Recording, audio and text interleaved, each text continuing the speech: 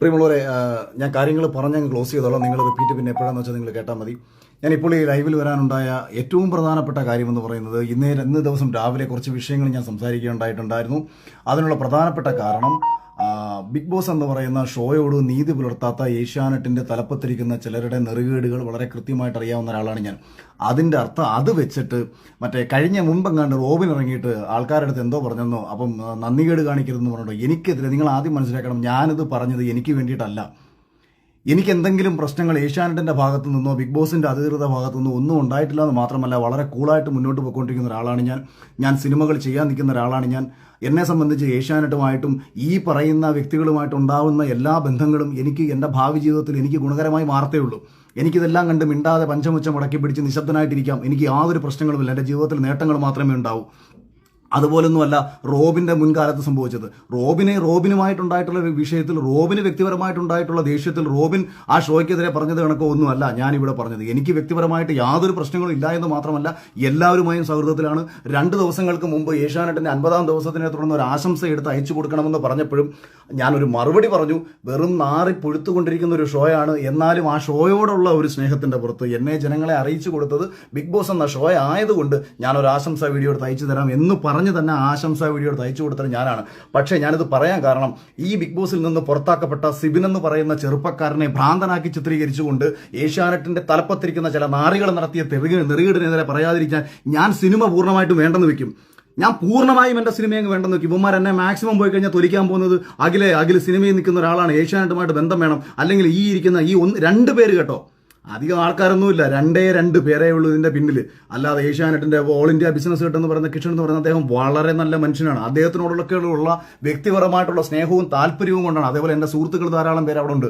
അവരോടൊക്കെയുള്ള സ്നേഹം കൊണ്ടാണ് ഇവന്മാരുടെ ഈ 4 തരങ്ങൾക്കെതിരെ നമ്മൾ ഇത്രയും നാളും മിണ്ടാതിരുന്നത്. ഇതിൽ വന്നു പോയിട്ടുള്ള പല മത്സരാർത്ഥികൾക്കും ഈ സ്ത്രീകളെ ഇവന്മാർ ഉപയോഗിച്ചിട്ടുള്ള രീതികൾ, പല മത്സരാർത്ഥികൾക്കും പണം പറഞ്ഞിട്ട് ആ പണത്തിന്റെ കാശിന്റെ ഷെയർ വാങ്ങി പല മത്സരാർത്ഥികളെയും ബിഗ് ബോസിൽ കയറ്റിയതുൾപ്പെടെയുള്ള വിഷയങ്ങൾ, ഇത്തരം ഒരുപാട് നാറിയ പരിപാടികൾ ഇവരൊക്കെ കാണിച്ചിട്ടുണ്ടായതുകൊണ്ട് ഞാനിത് പിന്നെ ഏഷ്യാനെറ്റുമായിട്ട് ബന്ധപ്പെട്ട് നമുക്കൊരു കോൺട്രാക്ട് ഉണ്ടായിരുന്നു. ആ കോൺട്രാക്ടിനോടൊരു നീതി പുലർത്തണം. അതുകൊണ്ട് തന്നെ ഞാൻ ആ കോൺട്രാക്ടിനോട് നീതി പുലർത്തിയതിനു ശേഷം ഇപ്പോൾ ഇത് പറയാനുള്ളൊരു കാരണമെന്ന് പറയുന്നത്, ഞാൻ ഇന്നേ ദിവസമാണ് അറിയുന്നത് സിബിൻ എന്ന് പറയുന്ന ചെറുപ്പക്കാരൻ ഒരിക്കലും ആ ഷോയിൽ നിന്ന് പുറത്തു പോകണമെന്ന് ആഗ്രഹിച്ചിരുന്നതല്ല. അവനെ ആ ഹൗസിനുള്ളിൽ വെച്ചിട്ട് മെന്റൽ അതായത് നമ്മൾ ഈ ഡിപ്രഷനും ബൈപ്പോളർ ഡിസീസിനും കൊടുക്കുന്ന ഡ്രഗ് ഇത്രയും കാലവും കഴിക്കാത്ത ഒരു ചെറുപ്പക്കാരനെ ഭ്രാന്തനാക്കി മാറ്റുക എന്നുള്ള ഉദ്ദേശത്തോട് കൂടിയിട്ട് ഈ ഡ്രഗ് കൊടുത്ത് അവനെ പുറത്താക്കണം എന്ന് അതിനുള്ളിലുള്ള ചിലർ പറഞ്ഞു എന്നുള്ളത്. ഞങ്ങളുടെ ഷോ 1 മുതൽ 5 വരെ സീസണിന്റെ ഷോ ഡയറക്ടറായിരുന്ന അർജുൻ എന്ന് പറയുന്ന മനുഷ്യൻ ഈ ഷോയിൽ നിന്ന് ഇറങ്ങിപ്പോയി എന്ന ഒരു യാഥാർത്ഥ്യം കൂടി നിങ്ങൾ തിരിച്ചറിയണം. കഴിഞ്ഞ ഷോയുടെ ക്രിയേറ്റീവ് ഡയറക്ടറായിരുന്ന റുബീന എന്ന് പറയുന്ന സ്ത്രീയെ ഈ സീസണിൽ നിന്ന് മാറ്റി നിർത്തി. എന്താ കാര്യമെന്ന് ചോദിച്ചു കഴിഞ്ഞാൽ, ഇവന്മാരുടെ താല്പര്യത്തിനനുസരിച്ചുള്ള മത്സരാർത്ഥികൾ ജയിച്ചു വരണം.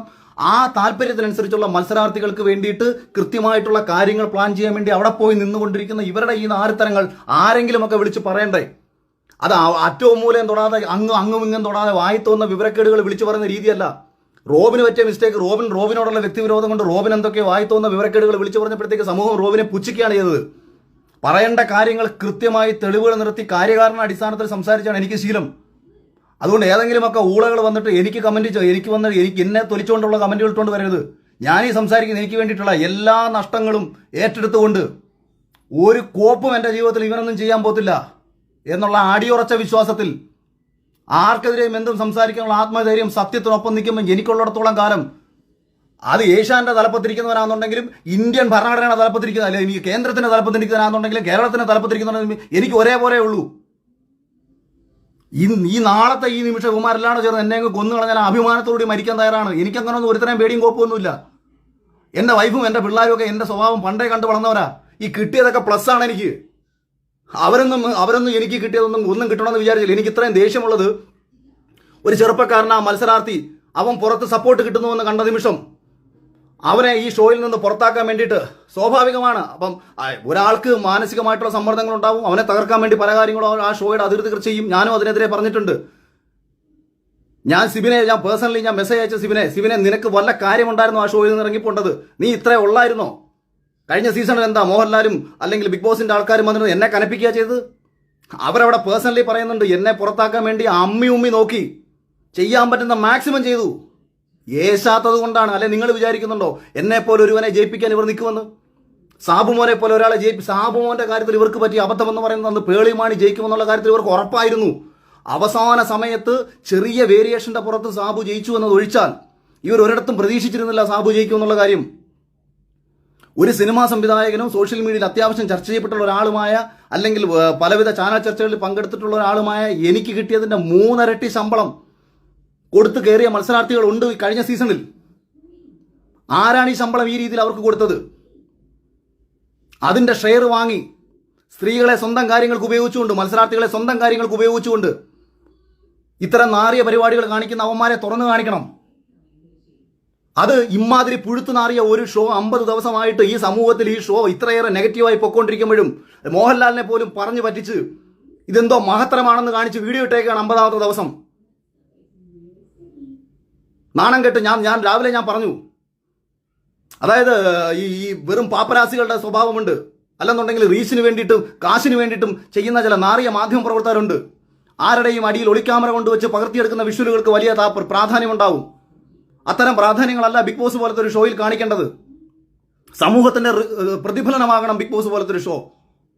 അത് യവന്മാരുടെയൊക്കെ നാറിയ സ്വന്തം സ്വാർത്ഥ താല്പര്യങ്ങൾ സംരക്ഷിക്കാൻ വേണ്ടിയിട്ട് പെണ്ണുങ്ങളെ കൂടെ വിളിച്ച് കിടത്തിയിട്ട്, അല്ലെങ്കിൽ പെണ്ണുങ്ങളുടെ കയ്യിൽ നിന്ന് കാശ് മേടിച്ചിട്ട്, അല്ലെങ്കിൽ മത്സരാർത്ഥികളെ കാശും മേടിച്ചിട്ട് അവരെ ജയിപ്പിക്കാൻ വേണ്ടിയിട്ട് കാണിക്കുന്ന നാരത്തരമാകരുത് ഒരു ഷോ. അതും പ്രേക്ഷകരുടെ വോട്ടെന്ന് പറഞ്ഞ് മുന്നോ നീയൊക്കെ എന്തോ കാണിച്ചോ? അപ്പൊ ഐഡിയ സ്റ്റാർ സിംഗർ നടക്കുന്നുണ്ടല്ലോ, ഡാൻസ് പ്രോഗ്രാമുകളുടെ റിയാലിറ്റി ഷോ നടക്കുന്നുണ്ടല്ലോ, അത് നിന്റെയൊക്കെ സ്വന്തം താല്പര്യത്തിന് നീയൊക്കെ തോന്നിയത് കണക്ക് ചെയ്തോ. പക്ഷെ പ്രേക്ഷകരാണെല്ലാം ഈ ജനങ്ങളുടെ മുന്നിലേക്ക് ഞങ്ങൾ ഇട്ട് കൊടുക്കുന്നു. മറ്റേതാ മഴയാ കോടയാ മറ്റേതാ കേരളത്തിൽ ഏറ്റവും കൂടുതൽ ജനങ്ങൾ സ്നേഹിക്കുന്ന ഒരു മനുഷ്യനെ ശനിയാഴ്ചയും ഞായറാഴ്ചയും പിടിച്ചു നിർത്തിയിട്ട് കേരളത്തിലെ മനുഷ്യരെ കോമാളിയാക്കുന്നു. മോഹൻലാൽ എന്താ നിന്റെ കളിപ്പാവുകളോ? കാശ് കൊടുത്ത ആ മനുഷ്യനെ ഈ സമൂഹത്തിന്റെ തെരുവിളി കേൾപ്പിക്കേണ്ട കാര്യമുണ്ടോ? ആ മനുഷ്യനെ സ്നേഹിക്കുന്ന എത്രയോ മനുഷ്യർ ആ മനുഷ്യനെ തെരുവിളിച്ചുകൊണ്ടിരിക്കുകയാണ്. ആരാണ് ഇതിന് കാരണക്കാർ?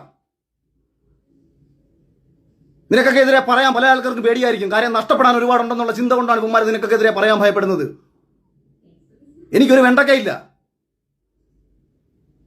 നിന്നെ ഒന്നും പേടിച്ചിട്ട് മിണ്ടാതിരിക്കും, നീ ഒന്നും പേടിച്ച് ചിന്തിക്കുക വേണ്ട. നാരത്തരം കാണിച്ചിട്ടുണ്ടോ എന്റെയൊക്കെ മുഖത്ത് നോക്കി പറയുന്ന നാരത്തരമാണെന്ന്.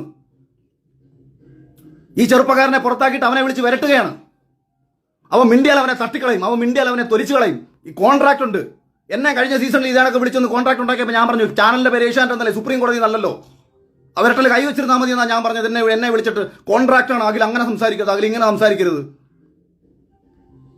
അപ്പൊ അതുകൊണ്ട് ഏതെങ്കിലും ഒരു ചെറുപ്പക്കാരനെയോ ഒരു വ്യക്തികളെയോ നേരെ ഇത്തരത്തിൽ തെമ്മാടിത്തരങ്ങൾ കാണിച്ചു വെച്ചിട്ട് സ്വന്തം താല്പര്യങ്ങൾ സംരക്ഷിക്കാൻ വേണ്ടി ഒരു ഷോ നടത്തി പ്രേക്ഷകരെ വിഡ്ഢികളാക്കുന്ന ഇമാതിരി നാറുതരത്തിനെതിരെ ശക്തമായി പ്രതികരിക്കാൻ തന്നെയാണ് ഉദ്ദേശം. അത് എനിക്ക് ഇന്ന് ഇത്രയും വൈകാരികമായി ഞാൻ പ്രതികരിക്കാനുണ്ടായ കാരണം, ഒരു ചെറുപ്പക്കാരനെ ആ ഷോയിൽ മികച്ച രീതിയിൽ പൊയ്ക്കൊണ്ടിരിക്കുന്നത് പ്രേക്ഷകർക്ക് എനിക്ക് തോന്നിയല്ല കേട്ടോ. ഞാൻ പറഞ്ഞത് പ്രേക്ഷകർക്ക് ഇഷ്ടപ്പെട്ട സിവിൻ എന്ന് പറയുന്ന ഒരു ചെറുപ്പക്കാരനെ ആ സീസണിൽ നിന്ന് പുറത്താക്കാൻ വേണ്ടിയിട്ട് നാറിയ കളികൾ കളിക്കുകയും അവനെ വിളിച്ച് ഭീഷണിപ്പെടുത്തുകയും അവനെ മാനസിക രോഗിയാക്കി ചിത്രീകരിക്കാൻ ശ്രമിക്കുകയും ചെയ്ത ഇവന്മാർക്കെതിരെ പിന്നെ പ്രതികരിക്കണ്ടേ? ഞാൻ ഇന്ന് വരെയും സമൂഹത്തിന്റെ വിരോധം പിടിച്ചു പറ്റിയതും എന്നെ ആൾക്കാർ വെറുത്തതും അല്ലെങ്കിൽ ആൾക്കാർ എന്തെങ്കിലുമൊക്കെ നഷ്ടം എനിക്കുണ്ടായതും ഒന്നും എനിക്ക് വേണ്ടിയിട്ടായിരുന്നില്ല. അന്നും ഇന്നും ആത്മവിശ്വാസവും ആത്മധൈര്യവും മറ്റുള്ളവന് വേണ്ടി സംസാരിക്കുമ്പോഴാണ്. അതുകൊണ്ട് അതേ ആത്മവിശ്വാസത്തിലും അതേ ആത്മധൈര്യത്തിലും പറയുകയാണ്, ചെയ്യുന്ന നാറുത്തരത്തിനെതിരെ പ്രതികരിച്ചിരിക്കും. അത് ചാനലിനോടോ എനിക്ക് നന്ദി പ്രേക്ഷകരോടാണ്.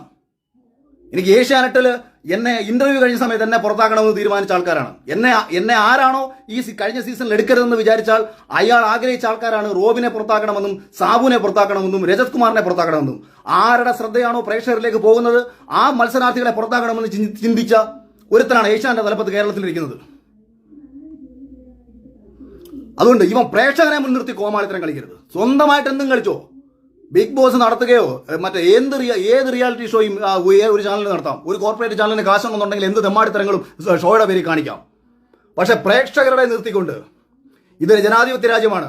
വോട്ട് ചെയ്യുന്ന ഒരു പ്രേക്ഷകനെ കോമാളിയാക്കിക്കൊണ്ട് ഇത് വോട്ടടിസ്ഥാനത്തിൽ ഒരാളെ പുറത്താക്കും. ഞാൻ ഇപ്പോഴും പറയുന്നു, വോട്ട് എന്ന് പറയുന്നത് തന്നെയാണ് ബിഗ് ബോസിന്റെ അടിസ്ഥാന നയമെന്നാണ് 100% നിലവിൽ ഇതുവരെയും ഞാൻ വിശ്വസിക്കുന്നത്. കൃത്യമായ ഓഡിറ്റിങ്ങും കാര്യങ്ങളും ഉണ്ട്, അങ്ങനെ തന്നെയാണ് പോകുന്നത്. പക്ഷേ പ്രേക്ഷകരെ കോമാളിയാക്കി കൊണ്ടുപോവുകയാണ്. അതിനെതിരെ പറയാൻ തന്നെയാണ് തീരുമാനം. അതിനെതിരെ പറയാൻ തന്നെയാണ് ഒരിക്കൽ കൂടി ലൈവിൽ വന്നത്. രാവിലെ ഞാൻ കുറച്ച് ഒഴിവാക്കി വിട്ട വിഷയമാണ്. ഇത്ര അടിച്ചാവർത്തിച്ച് പറയുന്നത്. ഇനി ബാക്കി ഏതെങ്കിലും യവന്മാർ പൊങ്ങി വരട്ടെ. യവന്മാർ കൂടെ കിടക്കാൻ വിളിച്ചിട്ടുള്ള പെണ്ണുങ്ങൾ ഉൾപ്പെടെ ഇവന്മാർ കാശ് മേടിച്ച് ഇവന്മാർ കാണിച്ച നാർത്തര ഉൾപ്പെടെ ഞാൻ പറയും. ഓക്കെ, നമുക്ക് ബാക്കി വരുന്ന വഴിക്ക് കാണാം.